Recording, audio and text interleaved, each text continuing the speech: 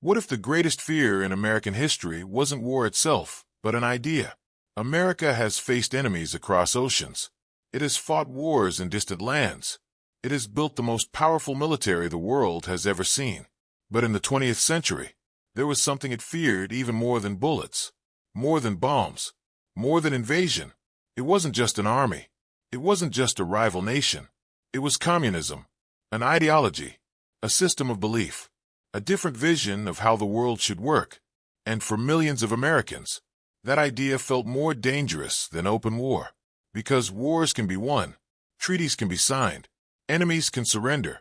But what do you do when the threat is invisible, when it spreads through ideas instead of armies?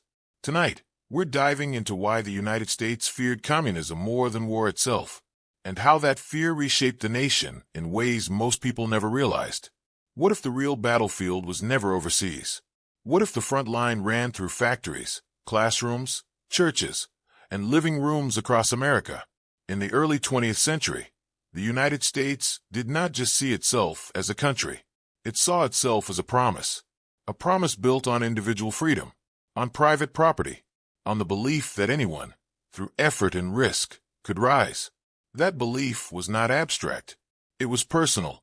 It shaped how families saved money, how businesses were built, how parents taught their children to dream. So when communism began spreading across Europe and Asia, many Americans did not interpret it as just another foreign system. They saw it as a direct challenge to the foundation of their identity. Communism rejected private ownership of major industries. It questioned profit.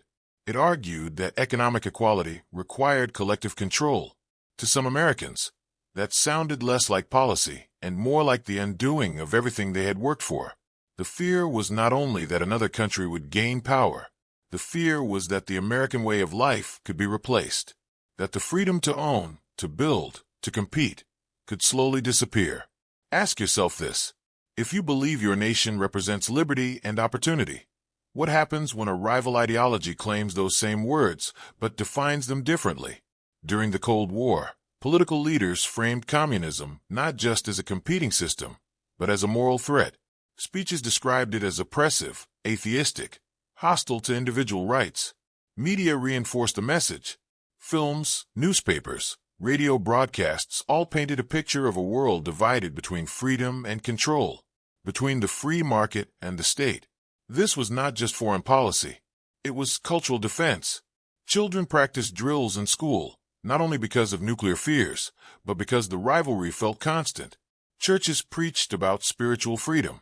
Business leaders spoke about economic liberty. Universities debated capitalism versus collectivism. The argument reached into daily life. And here is where the tension deepened. War, in the traditional sense, is visible.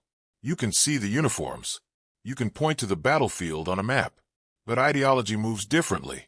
It travels through books, through conversations, through elections, through labor movements. That made it harder to contain, harder to define. Many Americans feared that if communism gained influence, it would not arrive with tanks. It would arrive through gradual change, through policies that sounded reasonable at first, through arguments about fairness and equality. And once the shift happened, they believed it might be irreversible. This fear shaped voting patterns. It influenced which leaders were trusted. It fueled loyalty oaths and investigations.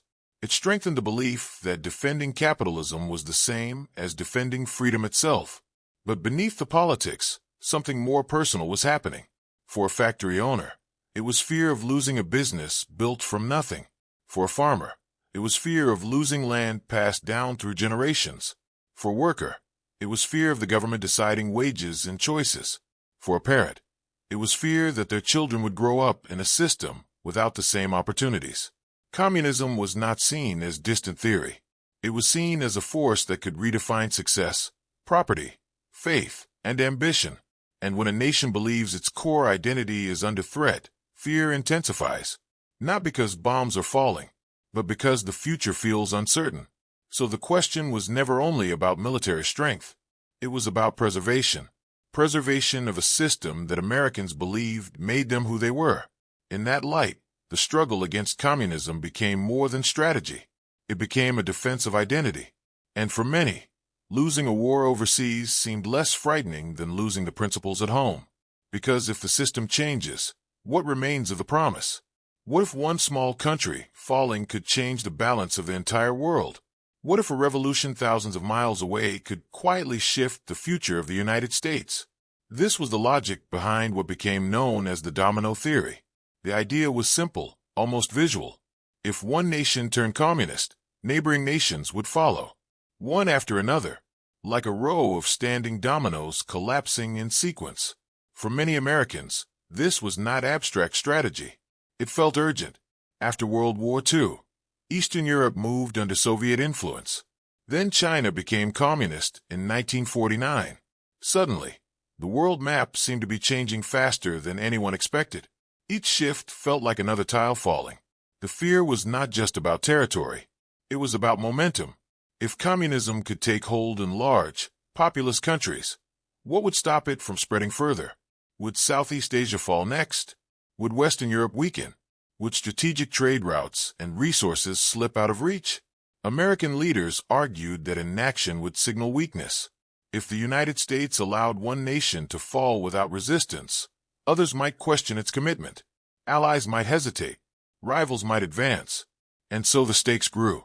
Korea became more than a regional conflict. Vietnam became more than a distant civil struggle. Latin America became more than a series of internal political movements. Each was viewed through the same lens. Stop the first domino. Prevent the chain reaction. But here is where the psychological weight increased. The domino theory suggested that events were connected in ways that were difficult to fully measure. A decision in one capital could influence elections in another. A revolution in one region could inspire movements elsewhere. The world felt tightly linked, almost fragile. For Americans watching the news, it created a sense of constant vigilance. The map was not stable. It was dynamic.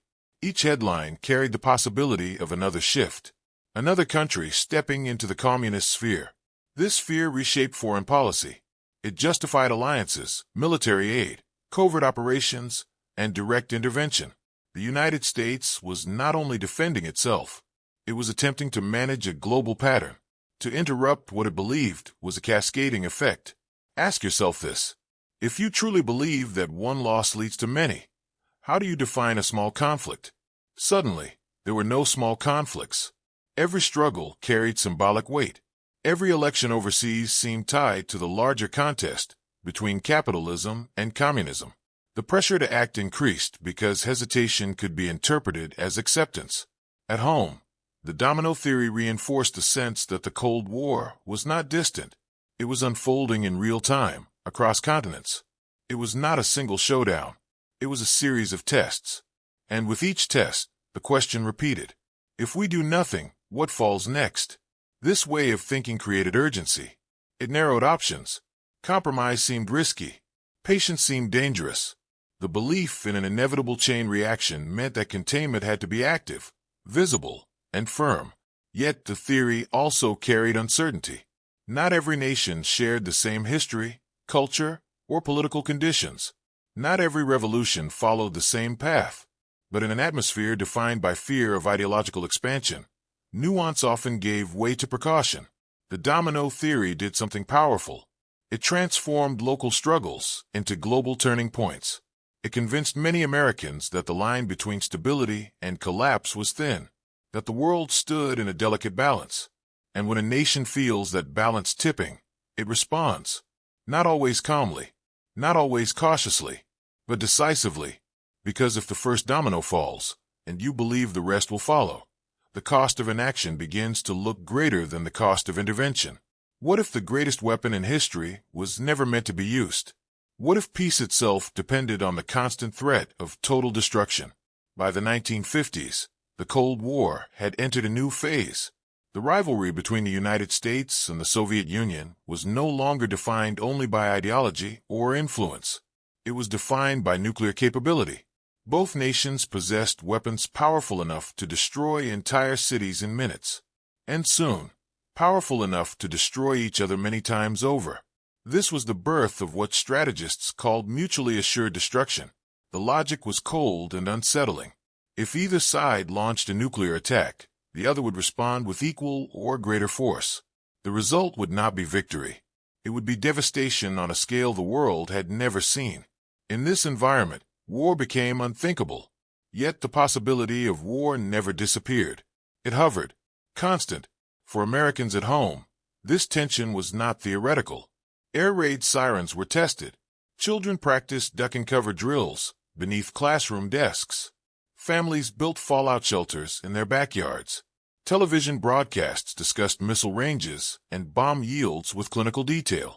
The threat felt immediate, even if it never materialized. And here is where the fear of communism deepened.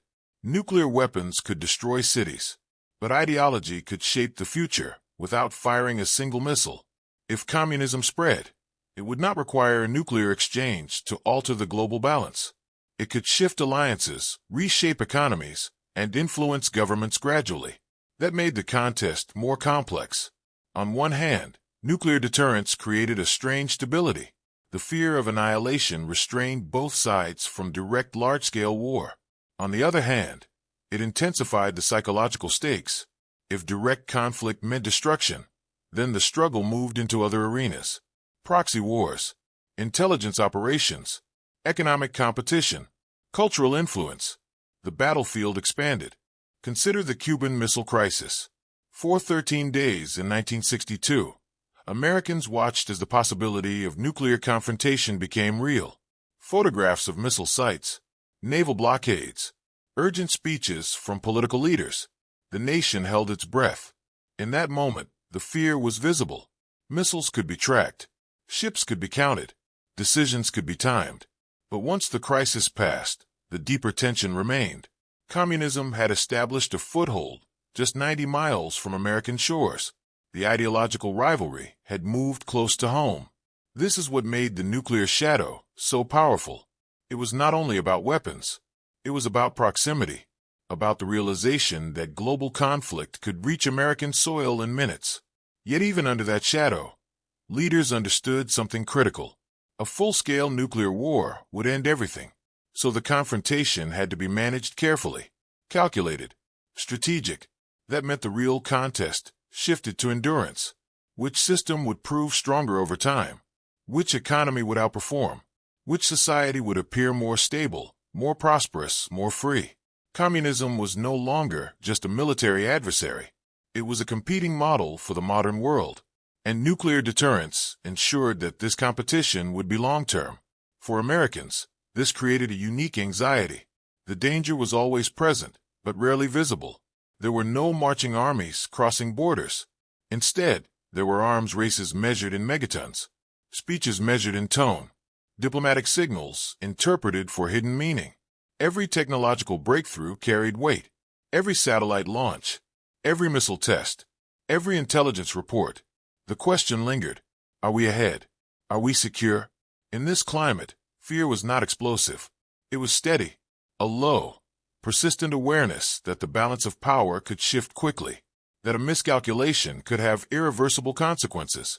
And beneath it all was the understanding that the ideological struggle would not be decided by a single battle.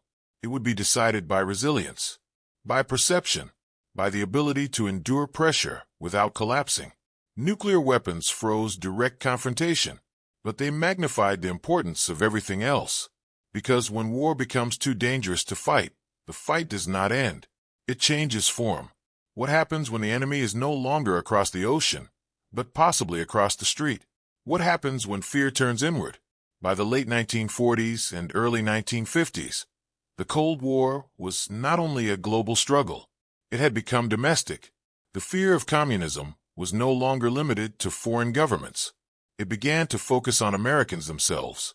The question shifted, not just who is winning abroad, but who can be trusted at home.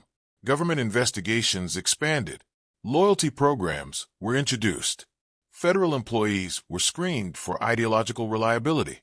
Accusations, even without proof, could end careers. In Hollywood, writers and actors were blacklisted. In universities, professors faced scrutiny.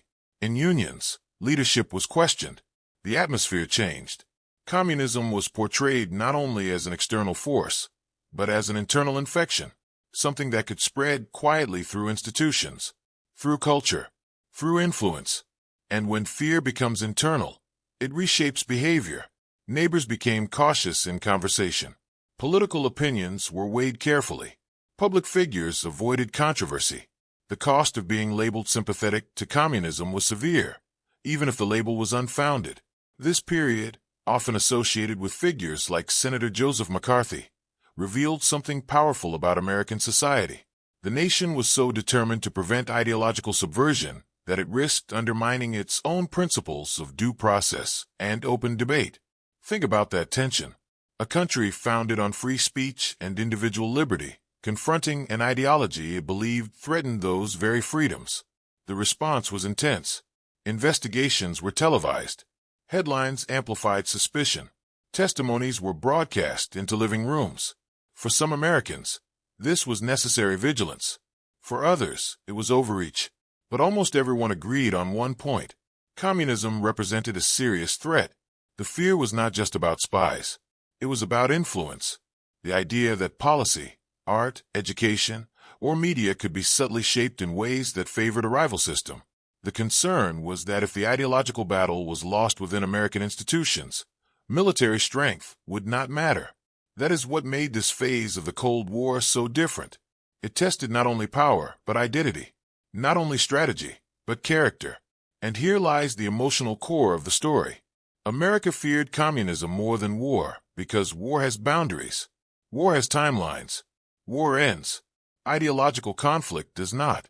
It seeps into conversations, into classrooms, into elections. It challenges definitions of freedom, equality, justice, and opportunity. It forces a nation to ask what it truly stands for. During the Red Scare, that question became urgent. How do you defend liberty without restricting it? How do you protect democracy without compromising it? The answers were not simple. Mistakes were made. Reputations were damaged. Trust was strained. But the intensity of the response revealed something undeniable. Americans believed the stakes were existential. This was not just about geopolitics. It was about survival of a system, of an identity, of a belief that the American model represented something unique in the world. And in the end, the Cold War was not decided by a massive battlefield clash between superpowers. It was decided by endurance, by economic performance, by cultural influence, by which system people around the world chose to emulate. When the Soviet Union collapsed in 1991, there was no decisive military victory parade in the traditional sense.